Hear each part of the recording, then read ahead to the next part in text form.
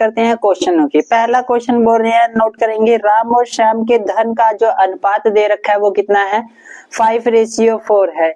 यदि राम के पास 3,000 रुपए हो तो श्याम के पास कितने होंगे। चलिए इसे देखते हैं। बोल रहे हैं राम और श्याम का अनुपात दिया हुआ है, राम और श्याम का जो अनुपात है वो कितना दिया हुआ है, 5:4 दिया गया है, 5:4 दिया गया है। इसका मतलब हम कह लेंगे जो राम के पास कुल राशि है वो कितनी है, 5x है, और श्याम के पास जो राशि है वो कितनी है, 3x रुपए है। इतनी बातें समझ आई। बोल रहे हैं कि यदि राम के पास 3,000 रुपए हैं, कितने हैं, राम के पास 3,000 है, तो राम के पास जो है कितने हैं, हमने बोला है 5x है, और यहाँ पे बता रखा है कि 3,000 है, यानी इक्वल टू 5x। तो यहाँ पे x की वैल्यू आ जाएगी हमारी कितनी, 3,000 डिवाइड में 5 6 जा 30, यानी कि 600 जो है x की वैल्यू आ गई। किसकी वैल्यू आ गई, x की वैल्यू 600 आ गई। तो यहाँ पे बोल रहे हैं श्याम का हिस्सा बताइए, तो किससे मल्टीप्लाई हो जाएगा, यहाँ पे लिखेंगे 3 और इसके साथ x है, तो यानी कि x की वैल्यू पुट करेंगे तो 600, तो कितना हो जाएगा ये 1800, यानी कि 1,800 रुपीज किसके पास है। चलिए तो श्याम के पास कितने रुपए, सॉरी यहाँ पे 4x था ना, यहाँ पे ऊपर देखिए 4 लिखा हुआ है, तो यहाँ पे 4x मानेंगे, तो 6 4 जा 2400, यानी कि option number B for Baahubali answer सही हो जाएगा। आगे किताब का दूसरा क्वेश्चन देखते हैं। किताब का दूसरे क्वेश्चन में बोल रहे हैं,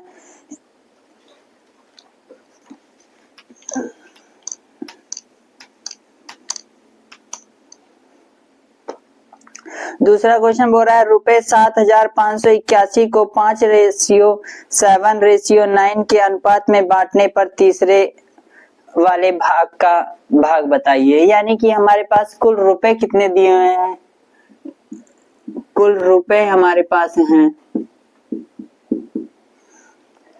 7,581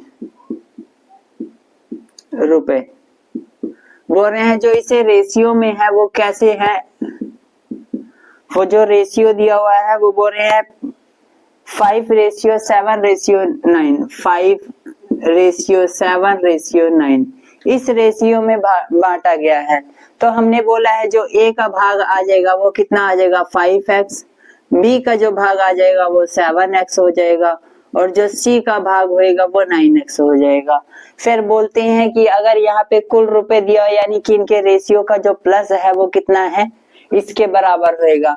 तो यहाँ पे इन सब का प्लस कर देंगे, यानी 5x plus 7x plus 9x equals to रख देंगे, क्या इक्वल्स टू रख देंगे 7581। चलिए इन सबको करा लीजिए प्लस, तो ये यहाँ पे प्लस कराने पे 21x हो जाएगा।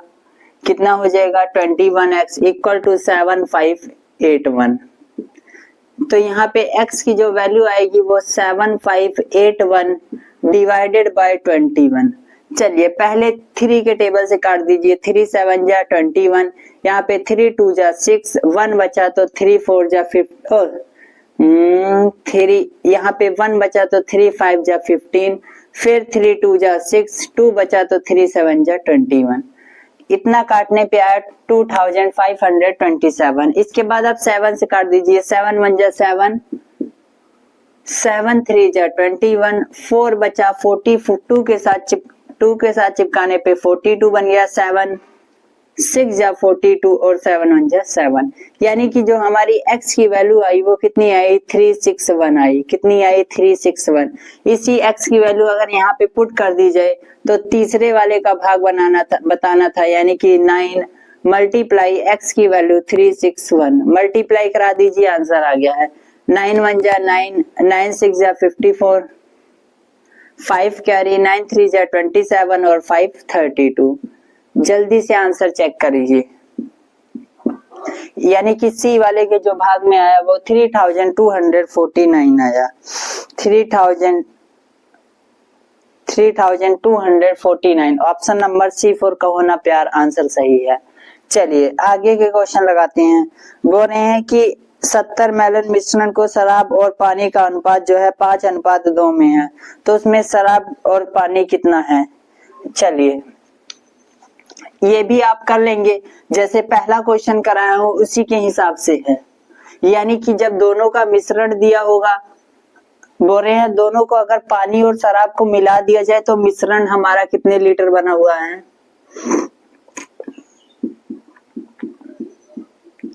जो हमारा मिश्रण बना हुआ है वो 70 लीटर बना हुआ है, जिसमें से बोल रहे हैं शराब और पानी का जो है रेशियो दे रखा है, यानी कि यहाँ पे वाइन बोल देंगे और यहाँ पे वाटर बोल देंगे। वाइन और वाटर का जो रेशियो है वो 5:2 है, 5:2 है। यानी कि कुछ लीटर पानी होएगा और कुछ लीटर वाइन्स होएगी। तो वाइन्स को जो हम अगर हम वाइन्स लिखना चाहें तो 5x बोल सकते हैं, और जो हमारा वाटर है वो कितना है 2x है।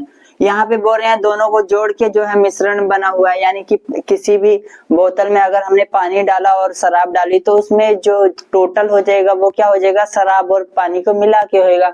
इसी प्रकार ये भी है, तो यानी कि हम इसके टोटल, ये लीटर में है ये भी लीटर में है। बोल रहे हैं 5x को 2x के साथ जोड़ दिया जाए तो वो कितने लीटर के बराबर है, 70 लीटर के। यहाँ पे x की वैल्यू आ जाएगी 7x = 70, तो x = 10 आया। इसी 10 को यहाँ मल्टीप्लाई करा दीजिए, तो 5 10 जा 50 और 5 2 जा 10 10 2 जा 20, यानी कि 20 लीटर वाटर था और 50 लीटर क्या थी, वाइन्स की। तो इसने पूछा है तो उसमें शराब और पानी की मात्रा बताइए, तो यहाँ पे हो जाएगा 50 लीटर शराब है और 20 लीटर क्या है, पानी है। Very good. चलिए आगे वाला क्वेश्चन लगाते हैं हम। क्वेश्चन नंबर 3 की बात करते हैं, क्वेश्चन नंबर 4 की बात करते हैं। 5:x इक्वल रेशियो यानी कि समान रेशियो 3:15 है, 3:15 है। यहाँ पे x की वैल्यू बतानी है, तो कैसे करेंगे देख लीजिए। यहाँ पे निकालना है सेकंड टर्म। कौन सा निकालना है, सेकंड टर्म। यहाँ पे मैंने एक फॉर्मूला भी बताया था आपको। वो फॉर्मूला क्या कह रहा था कि अगर हम बाह्य नंबर्स का मल्टीप्लाई कर दें और इक्वल टू में अंदर वाले नंबर्स का मल्टीप्लाई कर दें तो वो बराबर होता है। यानी कि 5 और 15 को अगर मल्टीप्लाई कराया जाए तो वो किसके बराबर होगा, x × 3 के। यानी कि a × d = b × c। वही चीज हमने फॉर्मूला लिखा है। आगे यहाँ पे ये 3 जो है x के मल्टीप्लाई में इधर आके डिवाइड में हो जाएगा, तो 5 × 15 अपॉन में 3 = x। x की वैल्यू निकालनी है, 3 5 जा 15, यानी कि जो x की वैल्यू आई वो 5 5 जा 25 आई। जल्दी से आंसर इसे भी लगा देंगे। Option number D for Devasena. चलिए आगे बात करते हैं। बोल रहे हैं 10 और 2 का तृतीय अनुपात निकालना है। जब मैंने बोला है इसमें बोले हैं 10 और 2 का तृतीय अनुपात, किस प्रकार निकालेंगे।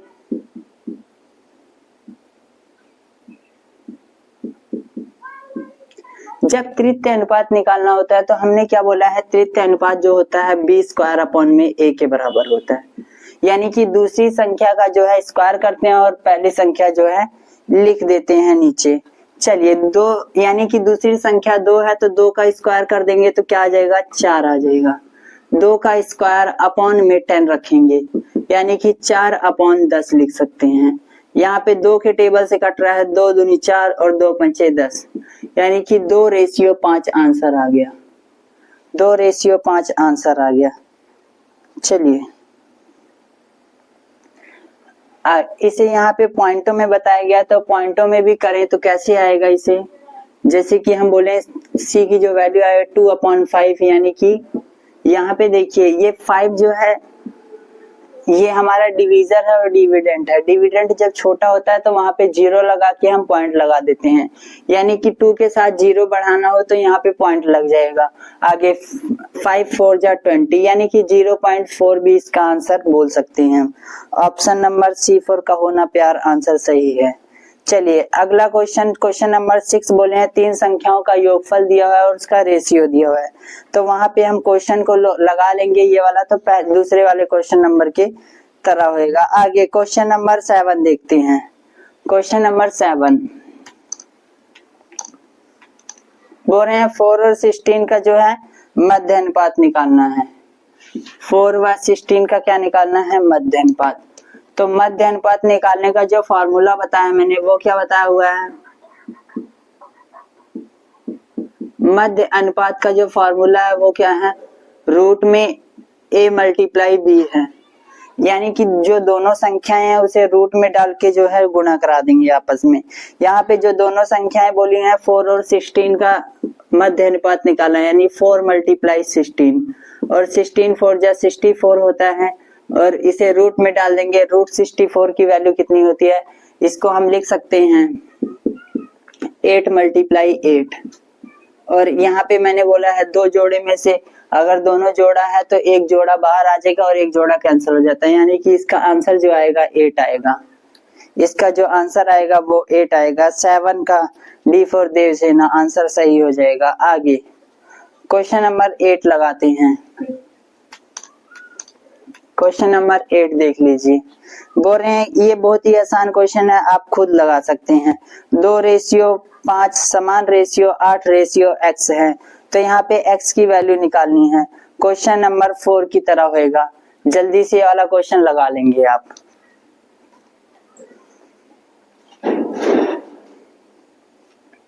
चलिए आगे बात करते हैं। तो आगे बात करते हैं। बोल रहे हैं 18, फिर क्वेश्चन नंबर 9 भी आप कर लेंगे, 10 भी आप कर लेंगे। आगे क्वेश्चन नंबर 11 की बात करते हैं। बोल रहे हैं कि 35 लीटर दूध और पानी के मिश्रण में दूध और पानी का अनुपात दिया हुआ है, यानी कि टोटल कितना है? टोटल जो है 35 लीटर है।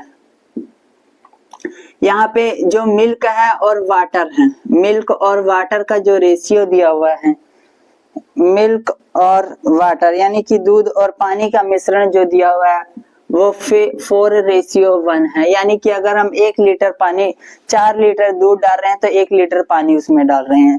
तो उसमें बताना है कि जो है, तो बोल रहे हैं कि मिश्रण में यदि 7 लीटर पानी हो और मिला दिया जाए तो नए मिश्रण का दूध और पानी का अनुपात ज्ञात कीजिए। पहली बात तो इसमें आप बता सकते हो कि जो पानी है और वो पानी और मिल्क कितना कितना है। पहले बोल रहे हैं टोटल 35 लीटर है, जिसमें से मिल्क हम मान लेंगे कि 4x लीटर है और वाटर जो है x लीटर है। तो यहाँ से अगर हमें निकालना चाहे, क्या निकालना चाहे? बोल रहे हैं कि ये पूरे को मिला दीजिए, यानी कि दूध और पानी को मिला दीजिए तो कितना है? 35 लीटर है। यहाँ पे प्लस करें तो 5x = 35। यहाँ पे x की वैल्यू जो आई वो 7 आई, यानी कि x की वैल्यू अगर यहाँ पुट कर दी जाए तो हमारे को क्या पता चल जाएगा? कितने लीटर पानी है और कितने लीटर दूध है। तो यहाँ पे बोले हैं 7 से मल्टीप्लाई कराना है, 7 4 जा 28, यानी 28 लीटर मिल्क है और पानी की बात करें तो 7x, यानी कि 7 लीटर जो है पानी है। इतनी बात समझ आई। उसके बाद देखते हैं। बोल रहे हैं कि यदि मिश्रण में 7 लीटर पानी और मिला दिया जाए। अब बोल रहे हैं जो नया है वो क्या है? 28 लीटर दूध रहने दो और जो पानी 7 लीटर है उसमें 7 लीटर पानी और मिला दो। तो और मिला दिए, ऊपर लिखेंगे मिल्क, अपॉन में लिखेंगे वाटर। अब जो मिल्क है अब 28 ही लीटर रहने दो और जो वाटर है उसमें 7 लीटर और पानी मिला दो। तो सबसे पहले बच्चे ये बताइए कि जो है कितना लीटर मिश्रण हो गया हमारे पास? तो कितना हो गया? 28 तो मिल्क है और 14 जो है पानी हो जाएगा, यानी कि जोड़ने पे 42 आ रहा है, यानी कि 42 लीटर का मिश्रण बन गया है। अब आगे इसे काटें तो कैसे कर सकते हैं? ऊपर लिखेंगे 28, 7 में 7 जोड़ेंगे तो 14 हो जाएगा। 14 1 जा 14, 14 2 जा 28, यानी कि 2:1। जो हमारा नया रेशियो बना वो 2:1 बना। इसका मतलब क्या है? अगर 2 लीटर दूध लिए तो 1 लीटर क्या होना चाहिए? उसमें पानी होना चाहिए, यानी कि option number D for Devasena answer सही हो जाएगा। Very good. आगे करते हैं। क्वेश्चन नंबर 12 आप कर लोगे। क्वेश्चन नंबर 13 की बात करते हैं। क्वेश्चन नंबर 13 बोल रहा है यदि ए और बी का रेशियो दिया गया हो, ए रेशियो बी जो है हमारा कितना है 7:9 है, ए रेशियो बी हमारा 7:9 है, तो बी रेशियो और बी रेशियो सी जो दिया हुआ है वो कितना है हमारा, तो वो है 6:8 है। कितना है 6:8 है। तो हमारे को ए और सी का रेशियो बताना है, ए रेशियो सी बताना है। बहुत ही आसान क्वेश्चन है। चलिए देखते हैं, यहाँ पे जो बी है और यहाँ भी बी है, यहाँ पे तो बी तो एक सेम कॉन्सोनेंट है, तो सेम कॉन्सोनेंट होने का मतलब क्या है, यहाँ पे जो है हमारे पास क्या होना चाहिए, बी की वैल्यू सेम रहनी चाहिए। और सेम करने के लिए हम क्या कर सकते हैं इसमें, अगर यहाँ पे 6 से मल्टीप्लाई करा दें और यहाँ पे 9 से मल्टीप्लाई करा दें तो हमारा सेम हो जाएगा। नहीं फिर और भी छोटा देख सकते हैं, इन दोनों का एलसीएम ले लीजिए। 9 और 6 का एलसीएम कितना आ जाएगा, यहाँ पे लिखेंगे 9 और यहाँ पे लिखेंगे 6। एलसीएम निकालते हैं 3 के टेबल से, 3 3 जा और 3 2 जा, फिर 3 के टेबल से 1 और 2 यहाँ पे 1 1 आ जाएगा। यानी कि 3 3 जा 9, 9 2 जा 18, यानी कि इनका जो एलसीएम आया है 18 आया है। यानी जो संख्या 8 है और 9 है वो 18 के नंबर पे रुकेगी, किसी संख्या से मल्टीप्लाई करने पे 18 पे दोनों रुक जाएंगी। यानी यहाँ पे 2 से मल्टीप्लाई करा दें तब ये 18 पे रुक जाएगा और यहाँ 3 से करा दें तब ये 18 पे रुक जाएगा। तो यहाँ पे हम ये भी बोल सकते हैं जो इसका सेम रेशियो यानी कि समान अनुपात बन सकता है वो क्या बनेगा, वो बोलेंगे 14:18, यानी कि हम इसे 14:18 भी लिख सकते हैं। उसके बाद यहाँ पे किससे कराया जाए, तो 3 से कराना है, तो 3 6 जा 18 हो जाएगा और 8 3 जा 24, यानी कि ये समान रेशियो अगला हमने ये बना लिया। यहाँ पे देखिए अब b की वैल्यू सेम है, b की वैल्यू क्या है इसमें सेम है, तो a और c का रेशियो जो हमारा आ गया वो क्या आ गया, ये रहा a ये रहा c, यानी कि 14:24 आ गया। आगे कट रहा है तो काट दीजिए, 2 7 जा और 2 12 जा, यानी कि जो a और c का रेशियो है वो 7:12 आया। इसी प्रकार आप क्वेश्चन लगाएंगे। ऑप्शन नंबर C4 का होना प्यार है आंसर सही हो जाएगा। आगे देखते हैं, 14 आप कर लेंगे, 15 का देख लेते हैं। 15 में बोल रहे हैं विलोम अनुपात निकालना है। क्या निकालना है, विलोम अनुपात। तो विलोम अनुपात किस प्रकार निकालते हैं वो देख लेते हैं। क्वेश्चन नंबर 15, पहले एक कॉन्सेप्ट समझोगे, जो विलोम अनुपात होता है, विलोम अनुपात, इसी को बोलते हैं व्युत्क्रम अनुपात। क्या बोलते हैं, व्युत्क्रम अनुपात। इंग्लिश में बोलते हैं इनवर्स